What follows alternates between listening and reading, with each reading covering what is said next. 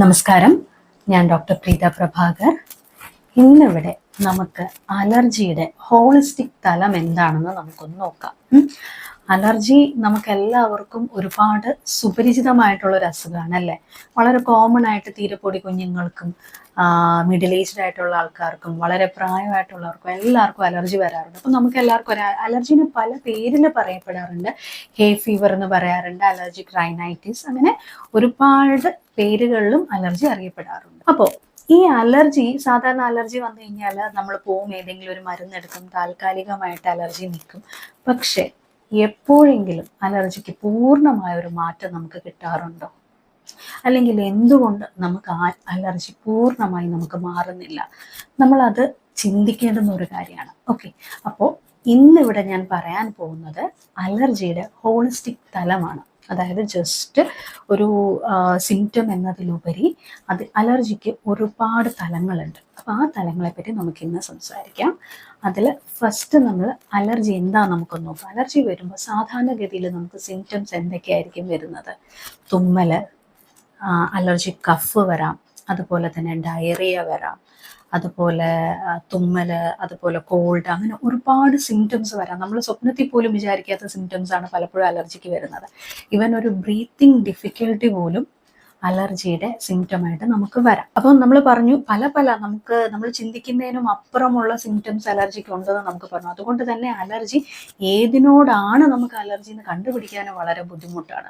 ഇപ്പം നിലവിൽ ഒരുപാട് ടെസ്റ്റുകളൊക്കെ നമുക്ക് കിട്ടുന്നുണ്ട്. അതെല്ലാം ചെയ്ത് ഇന്നതിനോടാണ് നമുക്ക് അലർജി എന്ന് കണ്ടുപിടിച്ചാൽ പോലും പലപ്പോഴും താൽക്കാലികമായിട്ട് മരുന്ന് കഴിക്കുമ്പോഴുള്ള ആശ്വാസം മാത്രമേ നമുക്ക് കിട്ടുന്നുള്ളൂ. എന്തുകൊണ്ടായിരിക്കും അത്? അതിൻ്റെ ഒരു പ്രധാന കാരണം എന്ന് വെച്ചാൽ, അലർജിക്ക് പുറമേ ഉള്ള, അതായത് ഒരു അലർജൻ നമ്മുടെ ഉള്ളിൽ പോകുന്നു, അപ്പം നമുക്ക് സിംറ്റംസ് പുറത്തു വരുന്നു എന്നതിലുപരി മറ്റൊരു ഫാക്ടറുണ്ട്. അതാണ് ഇമോഷണൽ ഫാക്ടർ. ഇമോഷണൽ ഫാക്ടർ എന്ന് പറയുമ്പോഴത്തേക്ക് നമ്മുടെ ഉള്ളിലെ ഭയം, അതാണ് ശരിക്കും പറഞ്ഞാൽ അലർജീനെ ട്രിഗർ ചെയ്യുന്നത്. അതായത് ഈ തുമ്മൽ, ജലദോഷം, ബ്രീതിങ് ഡിഫിക്കൽട്ടി, ഈ പറയുന്ന പ്രശ്നങ്ങളെയെല്ലാം ട്രിഗർ ചെയ്യുന്നത് നമ്മുടെ ഉള്ളിലെ ഭയമാണ്. അപ്പോൾ നമ്മളിപ്പോൾ മരുന്ന് കഴിച്ചാൽ പോലും താൽക്കാലികമായിട്ട് സിംറ്റത്തിന് മാത്രം മാറ്റം വരികയും കുറച്ച് കഴിയുമ്പോൾ വീണ്ടും വരുന്നത് എന്തുകൊണ്ടാന്ന് വെച്ചാൽ ഈ ഒരു അണ്ടർലൈൻ ഭയം എന്ന് പറയുന്ന ഒരു ഫാക്ടർ നമ്മുടെ ഉള്ളിൽ അങ്ങനെ തന്നെ കിടക്കുന്നതുകൊണ്ടാണ്.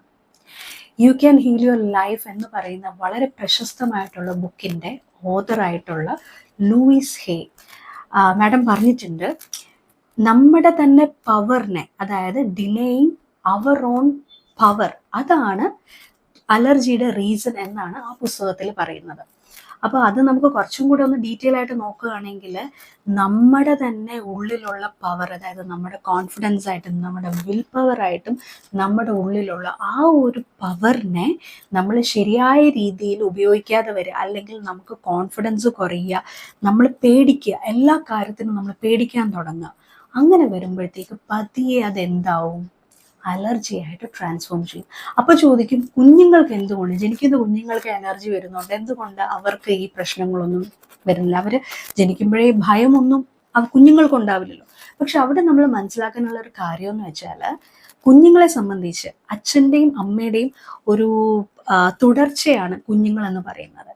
ഒരു കുഞ്ഞ് ജനിക്കുമ്പോൾ അച്ഛൻ്റെയും അമ്മയുടെയും മാനസിക ശാരീരിക സ്ഥിതി എന്താവണോ അതായിരിക്കും ജനിക്കുന്ന കുഞ്ഞുങ്ങൾക്കും പലപ്പോഴും ഉണ്ടാവുക.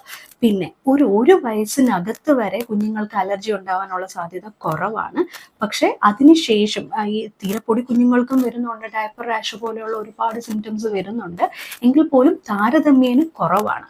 അപ്പോൾ നമ്മളിനി എന്തൊക്കെ ട്രീറ്റ്മെൻറ്റ് ചെയ്ത് താൽക്കാലികമായിട്ട് നമ്മുടെ സിംറ്റംസ് കുറച്ച് വെച്ചാലും ശരിയായ രീതിയിൽ നമുക്ക് ഈ പറയുന്ന അലർജീനെ ഫലവത്തായിട്ടുള്ള രീതിയിൽ ഒരു മാറ്റം കൊണ്ടുവരണമെങ്കിൽ നമ്മൾ ഇമോഷണൽ തലം, ഞാൻ കുറച്ച് മുന്നേ പറഞ്ഞ ആ ഒരു ഇമോഷണൽ തലത്തിലും കൂടി മാറ്റം കൊണ്ടുവന്നാൽ മാത്രമേ പൂർണ്ണമായും നമുക്കിത് ഒഴിവാക്കാൻ പറ്റത്തുള്ളൂ.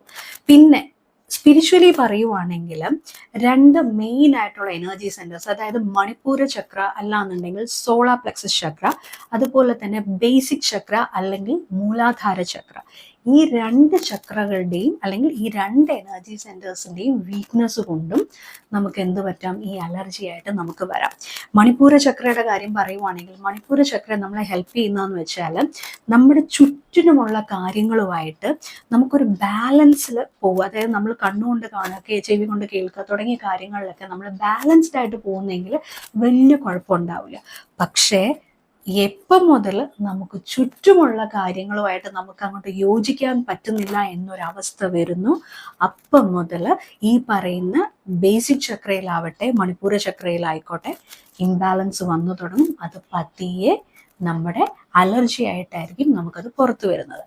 മൂലാധാര ചക്രയുടെ കാര്യം പറയുവാണെങ്കിൽ, മൂലാധാര ചക്രയാണ് നമ്മുടെ ശരീരത്തിൽ ബ്ലഡിൻ്റെ കാര്യങ്ങളെല്ലാം റെഗുലേറ്റ് ചെയ്യുന്ന മൂലാധാര ചക്രയാണ്. അപ്പോൾ ഈ മൂലാധാര ചക്രയ്ക്ക് പലപ്പോഴും ഏജ് റിലേറ്റഡ് ആയിട്ട് പലപ്പോഴും വീക്ക്നെസ്സുകൾ വരാറുണ്ട്. അപ്പോൾ എന്താ പറ്റുന്നതെന്ന് വെച്ചാൽ നമ്മുടെ ഇമ്മ്യൂൺ ഹൈപ്പർ ആക്ടിവിറ്റി ഉണ്ടാവാൻ തുടങ്ങും. അതായത് ഇമ്മ്യൂൺ സെൽസ് ഒന്നും പ്രോപ്പറായിട്ട് പ്രവർത്തിക്കാതെ വരികയും അതിനനുസരിച്ച് നമ്മുടെ ശരീരത്തിൽ ചെറിയൊരു ത്രെട്ട് വരുമ്പോൾ പോലും നമ്മുടെ സിസ്റ്റം ഓവർ റിയാക്ട് ചെയ്യാൻ തുടങ്ങും. ശരിക്കും അലർജിയുടെ ബേസിസും അത് തന്നെയാണല്ലോ. ഹൈപ്പർ ആക്ടിവിറ്റി ഓഫ് ഇമ്മ്യൂൺ സെൽസിനെയാണ് അല്ലെങ്കിൽ ഇമ്മ്യൂണൽ ആക്ടിവിറ്റിനെയാണ് നമ്മൾ അലർജി എന്ന് പറയുന്നത്. അപ്പോൾ ഈ രണ്ട് എനർജി സെൻറ്റേഴ്സിൽ വീക്ക്നെസ്സും കൂടെ വരുമ്പോഴത്തേക്ക് എന്ത് പറ്റും, ബോഡി ചെറിയൊരു ത്രെട്ടിന് വരെ ഭയങ്കരമായിട്ട് ഓവർ ആക്ട് ചെയ്യാൻ തുടങ്ങും. അങ്ങനെ വരുമ്പോഴത്തേക്ക് ഈ പറയുന്ന തുമ്മൽ, ജലദോഷം അങ്ങനെയുള്ള പല പ്രശ്നങ്ങളായിട്ടായിരിക്കും അത് പുറത്തു വരുന്നത്. അപ്പോൾ ശരിയായ രീതിയിൽ നമ്മൾ എടുക്കുന്ന ട്രീറ്റ്മെൻറ്റിനോടൊപ്പം തന്നെ നമ്മൾ നമ്മുടെ ഇമോഷണൽ മാനേജ്മെൻറ്റ്, കോൺഫിഡൻസ് ബിൽഡിംഗ് തുടങ്ങിയവ നമ്മൾ ചെയ്താൽ മാത്രമേ നമുക്ക് അലർജിയിൽ നിന്നും പൂർണ്ണമായിട്ട് നമുക്ക് മുക്തി നേടാൻ സാധിക്കുകയുള്ളൂ.